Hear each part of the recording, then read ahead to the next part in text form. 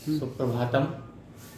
आज हम सप्तमः पाठ्य कक्षा 8 का अमृत बिंदु है, अर्थात अमृत रूपी बिंदु, या हम यूँ कह सकते हैं कि ऐसी अच्छी बातें, ऐसी संस्कार की बातें जिनको अपनाने से हमारे जीवन में परिवर्तन आता है। ठीक है, या उनसे हमको कोई शिक्षा मिलती है या उनसे हम कोई अच्छी चीज़ ग्रहण करते हैं, ऐसे अमृत रूपी बिंदु। तो आज कहता है इसके अंदर जो ये श्लोक है इन पाठों के अंदर, और आज हम इनका अध्ययन करेंगे। तो अमृत बिंदु है, पहला श्लोक है इसका, जो है कहता है दिनांक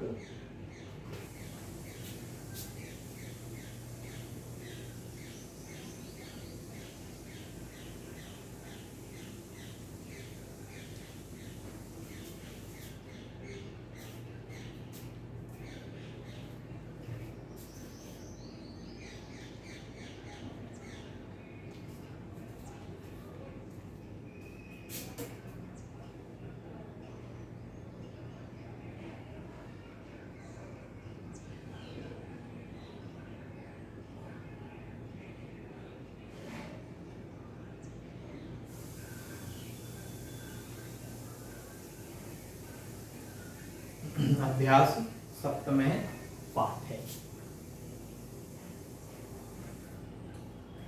सप्तमः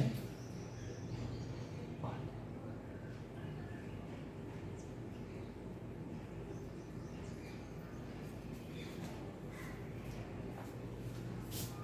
अमृत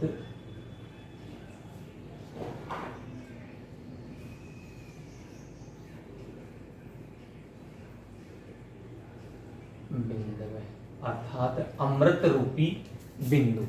इन श्लोकों के अंदर हमको सदाचार की बातें, शिक्षा की बातें, कर्तव्य की बातें, अपने फर्ज की बातें आदि जो है सीखने को मिलती हैं। तो इसके अंदर जो पहला श्लोक है हमारा, हमको क्या संदेश देता है? कहता है पीबंती नद्यः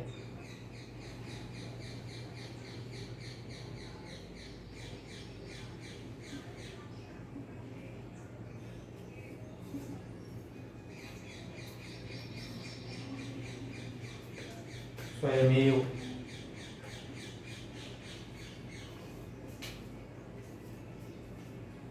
नाम है।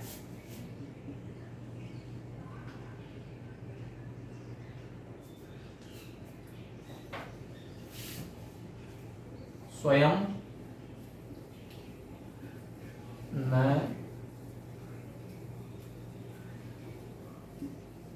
खादन्ति फलानि वृक्षा।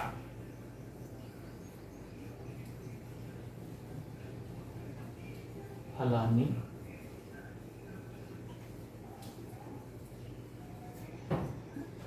वृक्षा।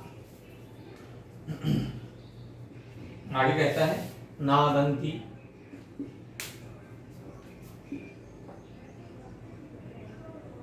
सस्यम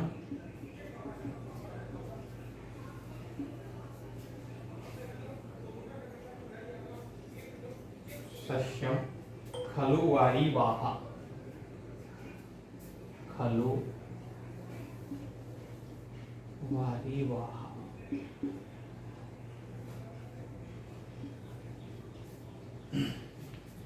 परोपकाराय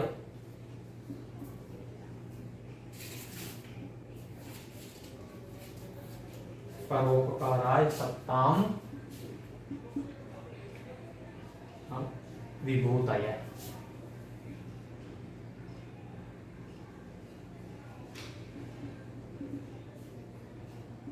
ठीक है, ये हमारा श्लोक है। कहता है पिबन्ति नद्य स्वयमेव न अम्ब, स्वयं न खादन्ति फलानि वृक्षा, न अदन्ति सस्यम खलु वारिवाह, परोपकाराय सत्ताम विभूतय। कहता है कि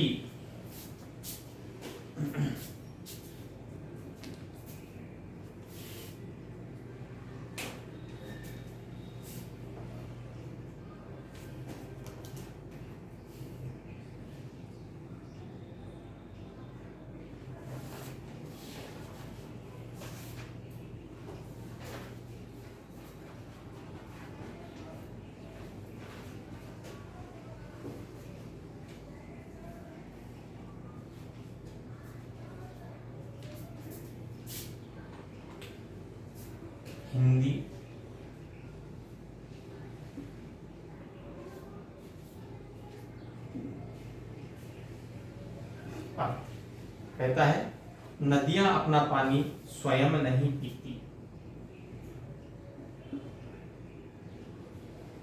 नदियां पिबन्ति नद्य स्वयमेव न अम्बे। नदियां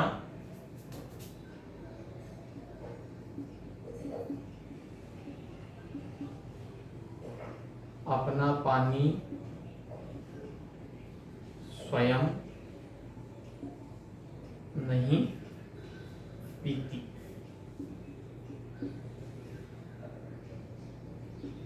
और वृक्ष स्वयं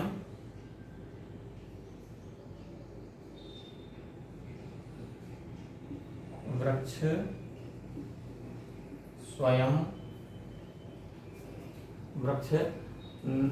स्वयं खादन्ति फलानि। वृक्ष स्वयं अपने फल नहीं खाते। फल नहीं खाते। ठीक है। बादल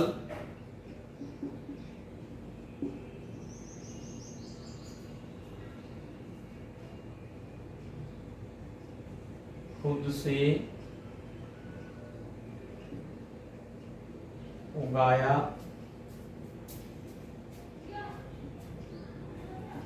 हुआ अनाज खुद नहीं खाते। खुद नहीं खाते। आगे कहता है परोपकाराय सत्ताम विभूते। सत्पुरुषों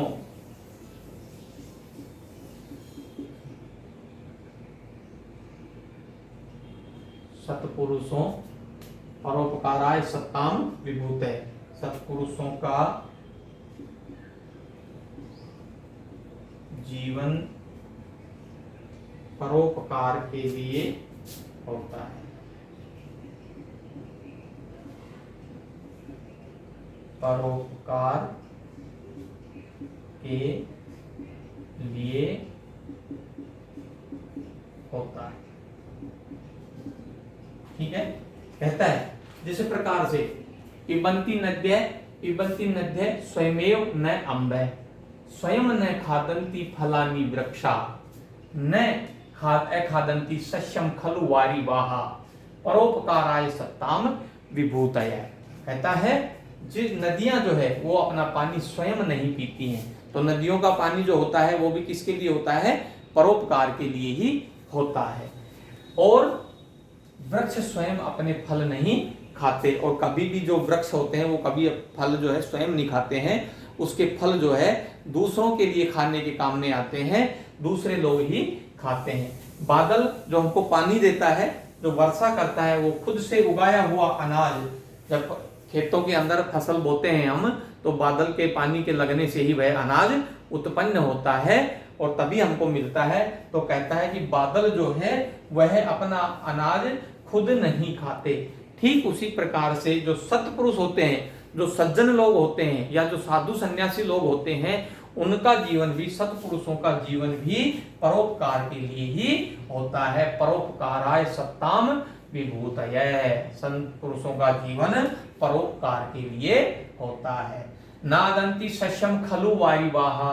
और नहीं बादल जो है, वारिवाहा बादल जो है वो अपने द्वारा, खुद के द्वारा उगाया हुआ अनाज जो है वो स्वयं नहीं खाते। स्वयं न खादंती फलानी वृक्षा। और वृक्ष जो है वह भी स्वयं अपने फल को नहीं खाते हैं। और नदियां भी अपना पानी स्वयं कभी भी नहीं पीती हैं। नदियों का जल जो है वह हमेशा दूसरों के ही काम आता है। ठीक है। आगे है हमारा अगला श्लोक।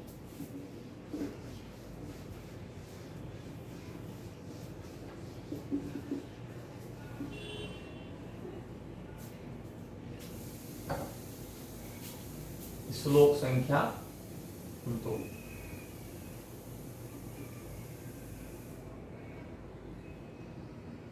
कहता है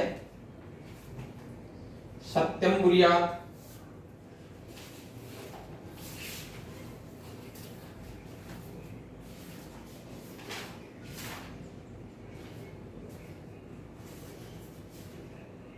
सत्यम ब्रूयात,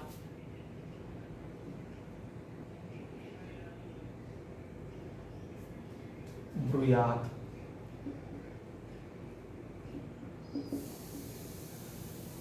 प्रियम ब्रूयात, प्रियम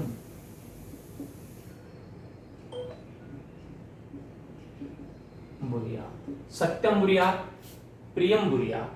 फिर कहता है नय ब्रूयात, नय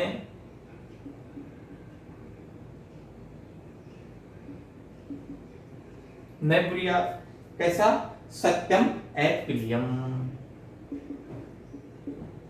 सत्यम प्रियम।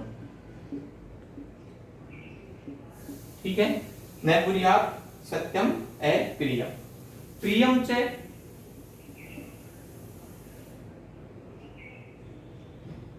प्रियम च कहता है प्रियम च ना अनृतम, ना अनृतम, ना अनृतम ब्रूयात। ठीक है, ब्रूयात। और फिर कहता है इस धर्म, इस धर्म है, यह धर्म जो है सनातन है। यह कौन से धर्म की पहचान है? सनातन धर्म की। ठीक है, आगे कहता है सत्य बोलना चाहिए, सत्यम ब्रूयात, सत्य बोलना चाहिए, प्रियम ब्रूयात, और प्रिय बोलना चाहिए। न ब्रूयात सत्यम अप्रियम, ऐसा सत्य नहीं बोलना चाहिए जो अप्रिय हो, कटु हो, कड़वा सत्य। फिर कहता है प्रियम च अनृतम, और प्रिय सत्य बोलना चाहिए लेकिन असत्य नहीं होना चाहिए। ऐसे धर्म सनातन है, और यही सनातन धर्म की पहचान होती है। देखिए इसका हिंदी अनुवाद करवा देते हैं। कहता है कि सच बोलना चाहिए,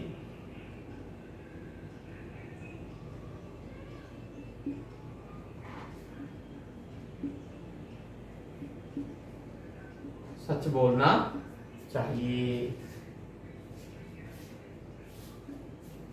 ठीक है, मधुर बोलना चाहिए, मधुर या प्रिय। ठीक है, मधुर बोलना, मधुर बोलना चाहिए, सत्य बोलना चाहिए, प्रिय बोलना चाहिए और मधुर बोलना चाहिए। किंतु कहता है किंतु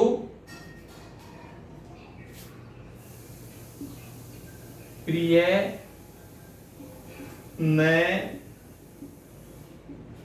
लगने वाला, जो प्रिय न हो, कटु नहीं हो, नहीं सत्य नहीं बोलना चाहिए।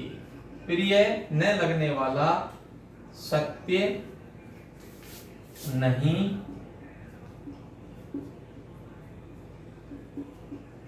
बोलना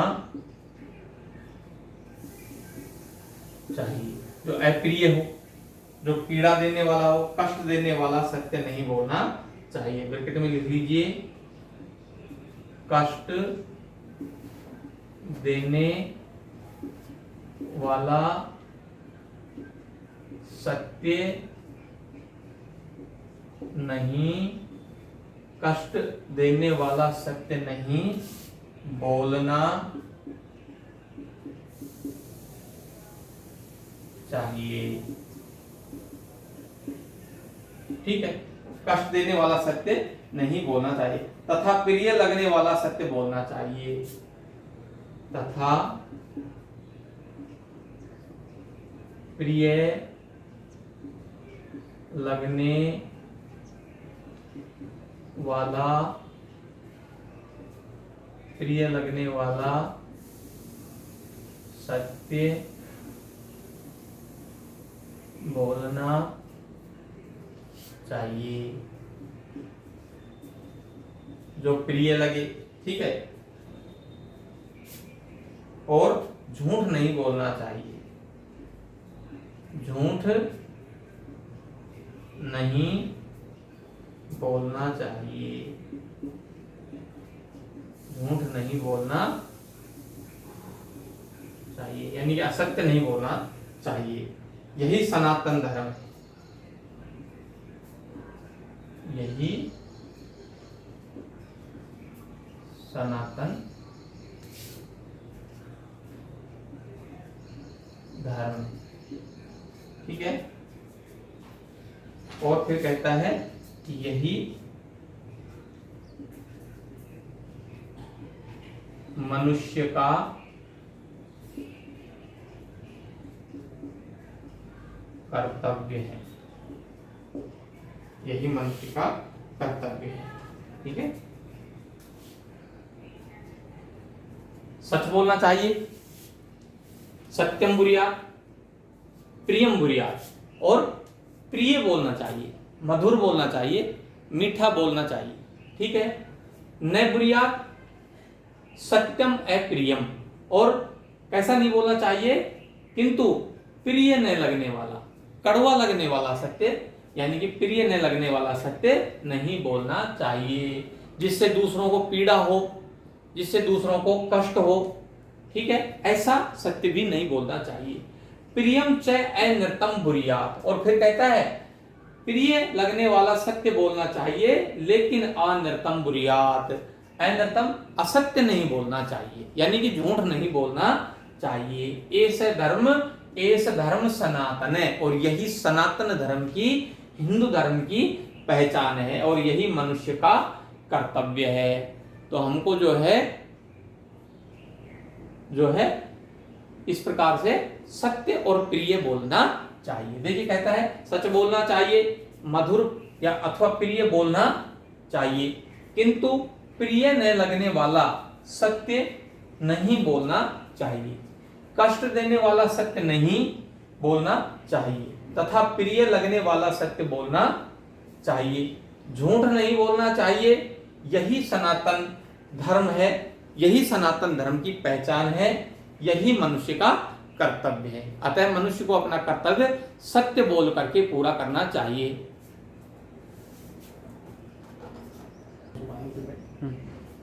फिर कहता है अगले इस श्लोक में, कहता है श्लोक संख्या 3, कहता है सुखार्थी व त्यजेत विद्याम, सुखार्थी व त्यजेत विद्याम,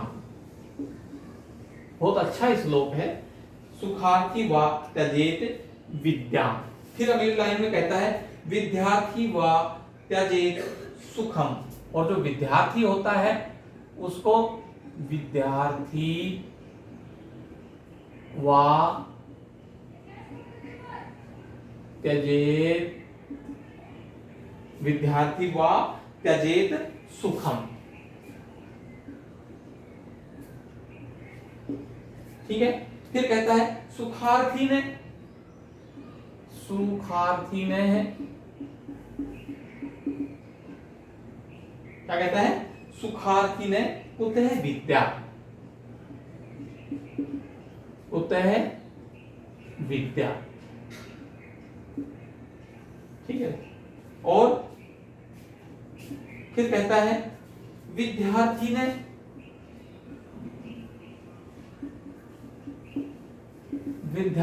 जो विद्यार्थी होता है, विद्यार्थी ने कुतः सुखम, विद्यार्थी ने कुतः सुखम,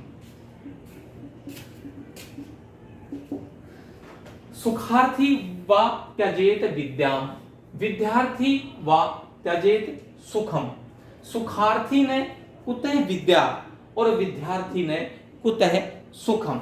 ये विद्यार्थी के लिए बताया गया है, वे विद्यार्थी के जीवन में कभी सुख नहीं होता है, और सुख चाहने वाले को कभी विद्या नहीं आती, और विद्यार्थी को जो है सुख का परित्याग करना पड़ेगा।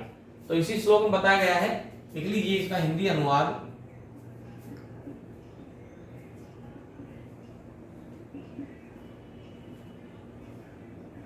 कहता है विद्यार्थी वा त्यजेत विद्या, सुख चाहने वाले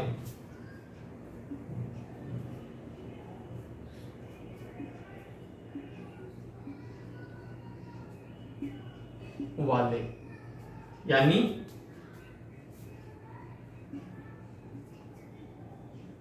मेहनत से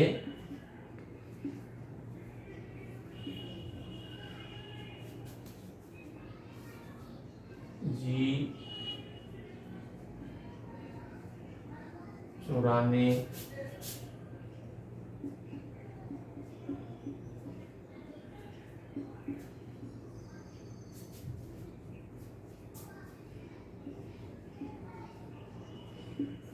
को विद्या कहाँ से मिल सकती है। ठीक है, विद्या कहाँ से मिल सकती है। और विद्यार्थी को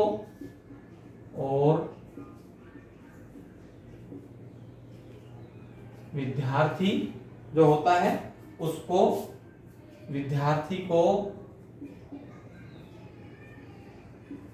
सुख यानी आराम, ठीक है, सुख यानी आराम नहीं मिल सकता, नहीं मिल सकता। विद्यार्थी होता है उसको आराम, सुख की चाहत रखने वाले को, और जो सुख की चाहत रखता है, सुख की चाहत रखने वाले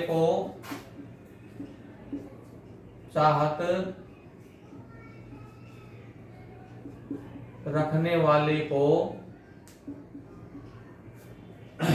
विद्या का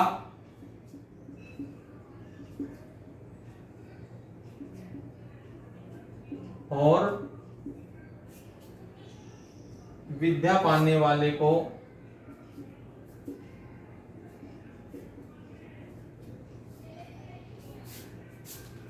विद्या पाने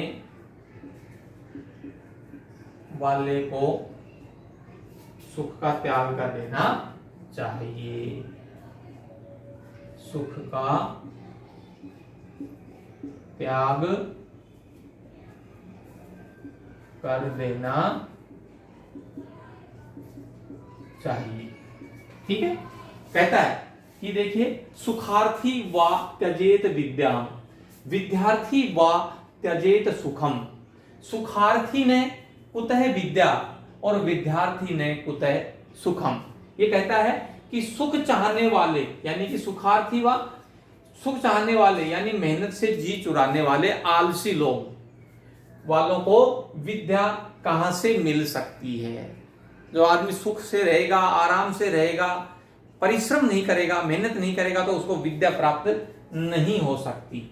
और विद्यार्थी को सुख यानी आराम नहीं मिल सकता। जैसे विद्यार्थी ने सुख प्राप्त करने के कर लिए शुरू में, तो उसको विद्या कहां से मिलेगी? तो विद्या किससे मिलेगी? कठिन परिश्रम से आती है, मेहनत करने से आती है, आराम करने से कभी विद्या नहीं आती है।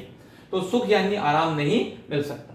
सुख की चाहत रखने वालों को विद्या का और विद्या पाने वाले को सुख का त्याग कर देना चाहिए। सुख की चाहत रखने वाले को, जो सुख चाहता है, आराम चाहता है, उसको विद्या को छोड़ देना चाहिए।